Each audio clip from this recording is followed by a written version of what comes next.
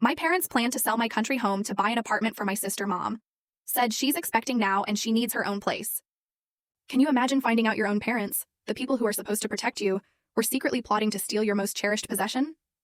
My name is Amanda and I'm 35 years old, and a few months ago I walked into a betrayal so deep it tore my family apart and forced me to become someone I never knew I could be. What would you do if your family tried to take everything from you? Growing up, my grandmother Eliza was my absolute rock. While my parents were always wrapped up in my younger sister Cassandra, their golden child, Grandma Eliza was the one who showed me what true, unconditional love felt like. Every single summer, from 8 to 17, I'd spend 3 blissful months at her country farmhouse. We'd tend to her vegetable garden, bake her famous apple pies, and sit on that wraparound porch, listening to her stories.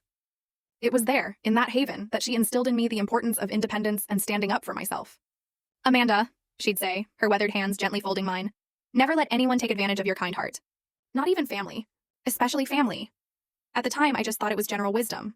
I had no idea how chillingly prophetic those words would become. That country house wasn't just a house. It was the house. A charming 3-bedroom farmhouse on 2 acres, about 90 minutes from the city where I worked as a real estate agent. Built in the 40s, it had solid oak beams, those perfectly creaky hardwood floors, and windows that captured the morning light like a dream. There was a small apple orchard, a vegetable garden, and a detached garage Grandma had converted into her painting studio.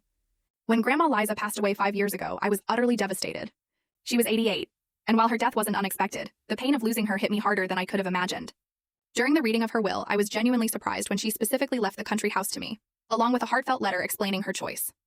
My dearest Amanda, it read, I am leaving this house to you because you are the only one who truly loves it as I did.